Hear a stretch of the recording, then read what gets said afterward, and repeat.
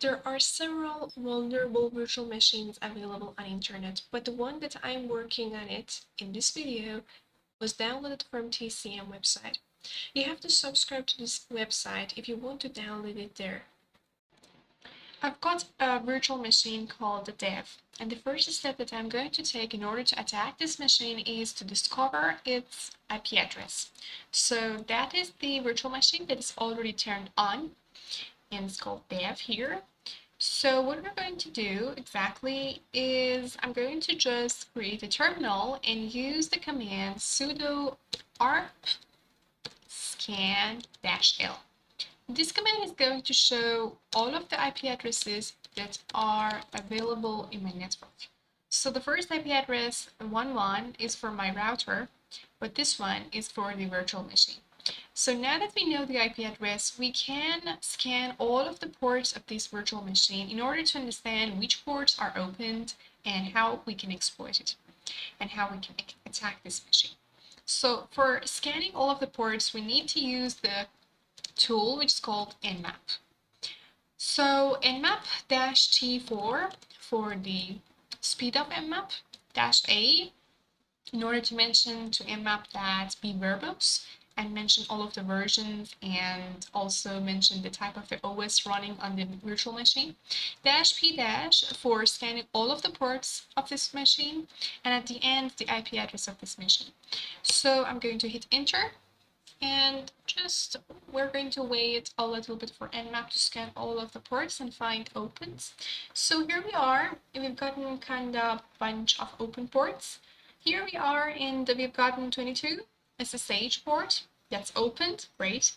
We have also ATE, the HTTP service is running on this port. It's also opened, so it would be nice if we visit this website that's running on ATE. It's also mentioning that Apache is running on this, and there are some versions here for us, 2.4.38. And we have 111 RPC bind, we have 2049, which is going to be really important for us in this scenario. So 2049, that is for NFS.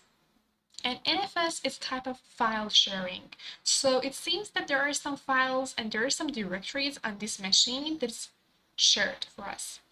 So I'm going to start with this port, and then we're going to go into port 80.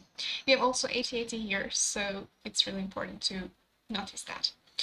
Let's just have a look on port 2049. The first thing that I'm going to do in order to understand which directories are shared on this machine is going to be using a command here, which is related to NFS service, and that's called show mount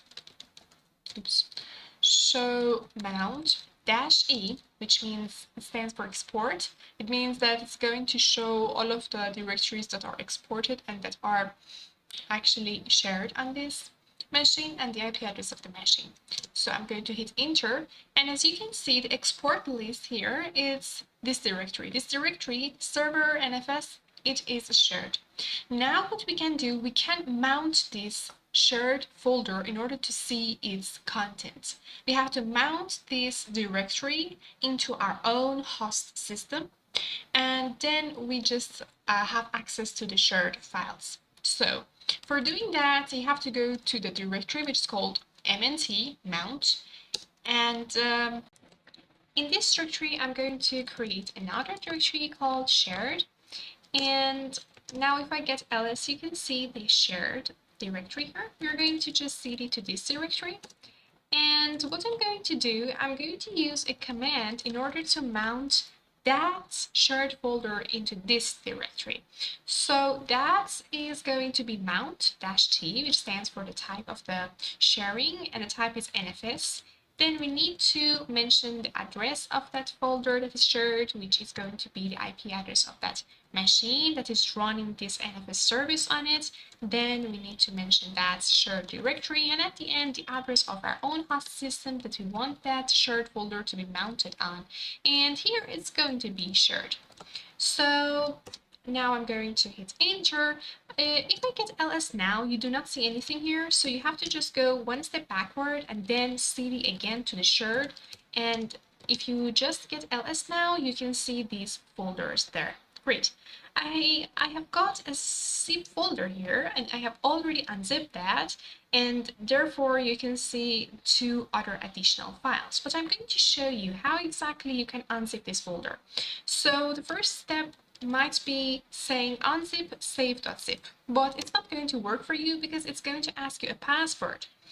Okay, so we have to crack this zip file. In order to crack that, you can use a tool called Fcrackzip. And you can use several switches with that. This first switch is -U, which stands for unzip, -D for dictionary, -V for being verbose, and -P for the path of the password list that you're going to use. In this case, and in this scenario, I'm going to use the word list called rawq.txt. And this word list is a built-in word list in Nmap. Okay, at the end, mention the name of the zip file that you want to unzip it and hit enter. Great, we have gotten the password, and the password here is Java 101. Great. Now I'm going to unzip save.zip once more, and I'm going to mention the password here. And it's going to ask me this question because replace IDRSA, as you can see, because I have already unzipped this folder. That's the reason it's asking me. I'm going to mention no, but in your case, it's not going to ask you such a question. So, and here, if we just get ls, we can see these two additional files. So here, I'm going to just cat todo.txt, and here it says figure out how to install the main website properly. As you can remember, Nmap showed that port 80 and 8080, which is for website, is opened. Great, there is a website on this machine. The config file seems correct. Updates development website, keep coding in Java because it's awesome. JP. So it seems there is a user called JP, but it stands for full name. We need that full name. So we have also another file called IDRSA, and what is exactly IDRSA? I'm going to cast that file so you can see it properly, but actually it is used in order to protect the SSH connections.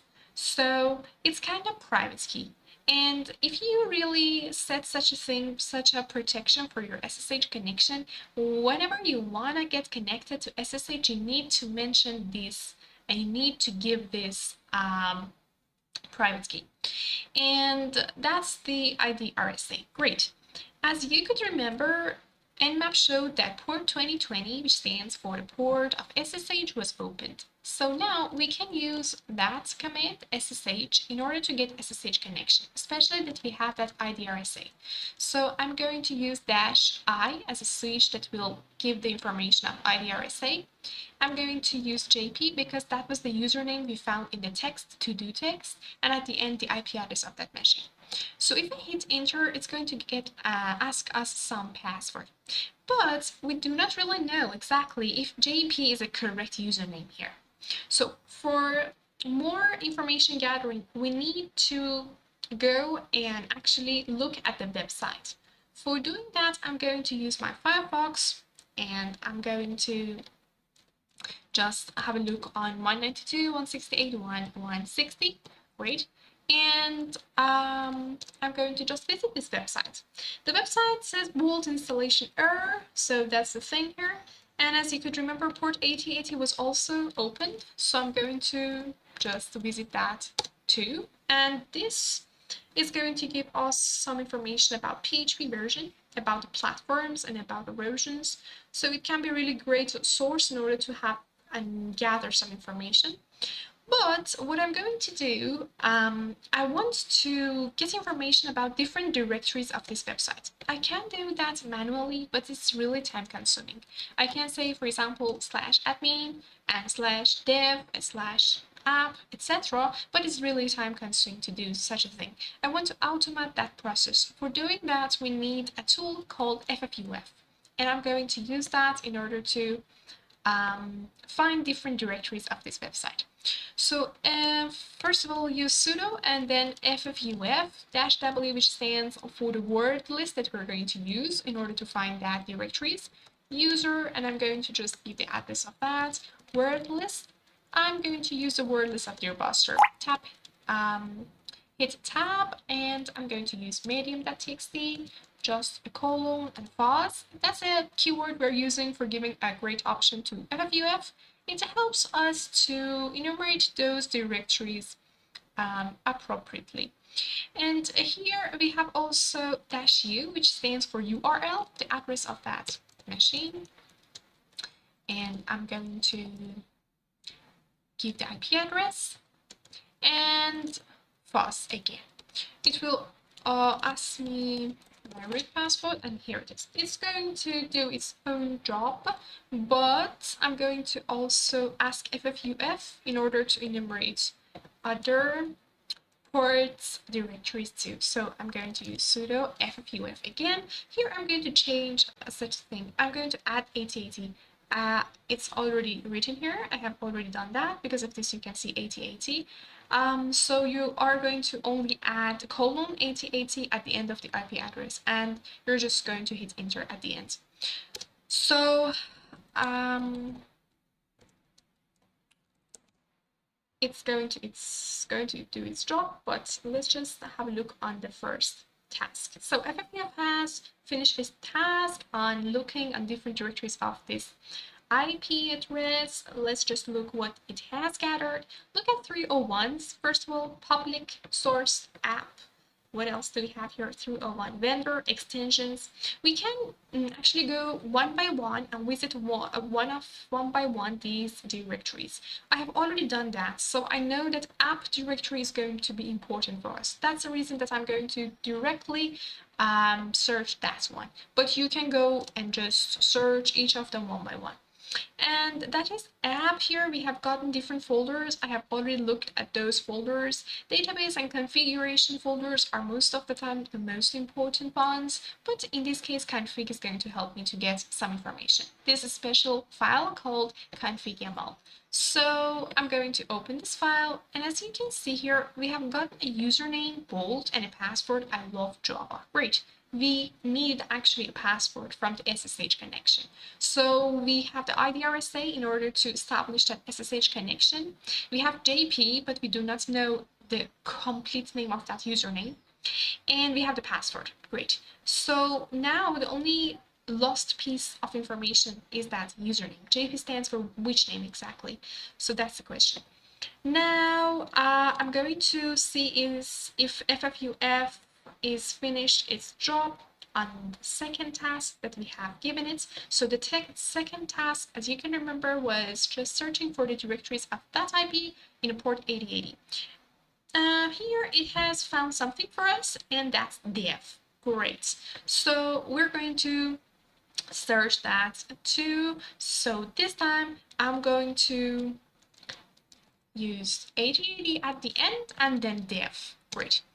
So here we are, and it's kind of login page, BoltWire. So here we have login, here we have register. We can just look and click on different buttons if it allows us to upload any file. So in that case, we would exactly upload PHP folder or file that can help us to get reverse shell. But in this occasion, it's not. So I'm going just to register as, for example, just test and the password test2.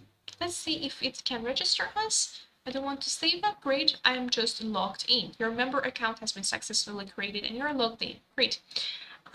So we cannot really exploit that like that, so we have to just search exploit for BoltWire. Maybe this platform has any non-vulnerability. And great, the first link is going to help us, so I'm going to click on that.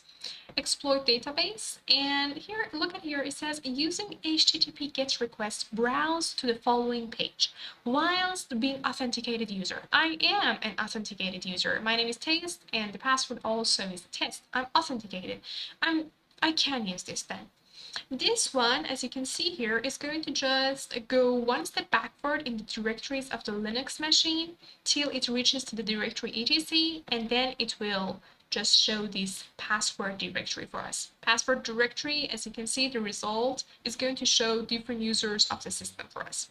Great, I'm going to copy this from here, and I'm going to paste it here. And bravo, we have gotten the password file. And let's see if there is any user with JP like form or something. Here it is. It is Jeanpaul, something like that. So Jeanpaul is the full name of JP that we were looking for. Now that we have found this user, let's see if we can just look at shadow file. No, this user doesn't have any privilege to look at shadow files. Great. So now that we know that the complete name is Jeanpaul, what we're going to do, we're going to actually use SSH-I and then mention the exact command that we have already mentioned. Just change the username, Jeanpaul. Great. Now hit enter. It says enter passphrase for key ID RSA. We have already found a password, as you can remember. The password was here by enumerating the directories of the website, and it was I love Java. So I'm going to use that password. Maybe it works. And bravo, here we are Jeanpaul, and we're in a div device. Great. Now what we can do, we can just use the command sudo-l in order to see which commands can Jeanpaul run with sudo without being asked for giving the password. User Jeanpaul may run the following commands on dev. And no password. It does not require any password from Jeanpaul. It is zip command. So let me just Control L and let me just use this command in order to see if it's really working. Great, it is working. Actually, Jeanpaul can run sudo zip without being asked for giving password. Great. Now we're going to use this vulnerability, or actually this ability of Jeanpaul user in order to attack this machine. And the website that's going to help us for doing that is called GTFOBeans. That's a website that's going to help us in order to get advantage of the ability of Jeanpaul and get root access to this machine. The website that is going to help us in order to get root access by just using and exploiting this command that Jeanpaul can run with sudo is called GTFOBeans, which I have already searched at. And this website, we're going to just click on sudo because the command that Jeanpaul can run is with sudo, and also the command is zip, so I'm going to type the command here so we can just search and find this earlier, so faster. So here, this sudo is going to help us, and here the explanation is given. If the binary is allowed to run as super user by sudo, it does not drop the elevated privileges and may be used to access the file system, escalate or maintain privileged access. So great, it can be used for us in order to get root access. What we're going to do, we're just going to copy this command and paste it here. We're going to also copy the second line here and paste it here. Great. So here, now I have gotten root access. Great, we have rooted the virtual machine. Let's just go to root directory, ls, and cat flag. Oops, flag.txt. Great, it says congrats on rooting this box. Finally, we have hacked the box.